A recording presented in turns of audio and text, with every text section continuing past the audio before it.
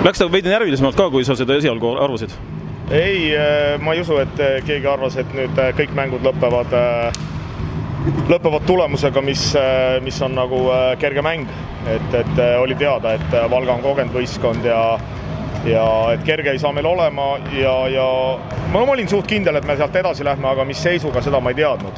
Ja esimene mäng näitas, et võib-olla ise ei olnud play-offideks võib-olla nii, mitte kas valmis või oli ülehäälestus ja ise vähe närvilised, aga järgmised mängult näitasid, et oleme paremas, nagu öeldakse, rütmis ja ma usun, et täna me leidsime täitsa ilusa rütmi ja selle mängu poolt on päris hea minna edasi nagu valmistama poolfinaalideks.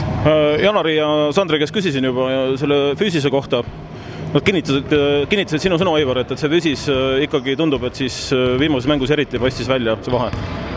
Nojah, siin võib-olla Delfi nagu tõlgendas valesti nagu füüsist musklina, et ma pigem pean siin kiiruslikku vastupidavust ja väljakul käib ju anaeroobse nagu ütleme baasil edasi-tagasi jooksmine ja ega muidu Valga maalasse ja nad ei jõudnud enam meiega järgi joosta. No ütleme, täna tulite selle maalakaitsega väga hästi toime. No see oli seisev maalakaitse, see ei olnud. Absoluutselt, see polnud enam see maalakaitse, mis Rapla mängus oli. Jah, et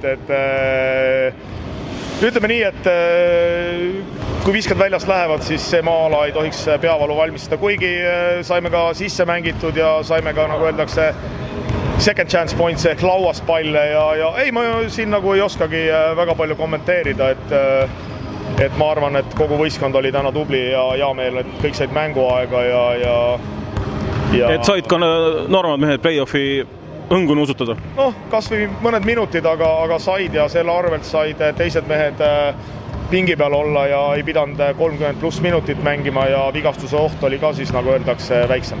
Ma ei saa jätta küsimata, Aivar, su käest seda 100-peolise Vänni armee kohta. Mis sa selle kohta ütled, et sa oled näinud kindlasti oma elus piiri taga ise mängides ja ka treenerina kindlasti neid Vänni armeesid hästi palju, aga no see oli nüüd üsna muljetavaldav. No nagu ma peale põhiturniiri ütlesin, et mul on siiralt hea meel, et Raplal on tekkinud väga tugev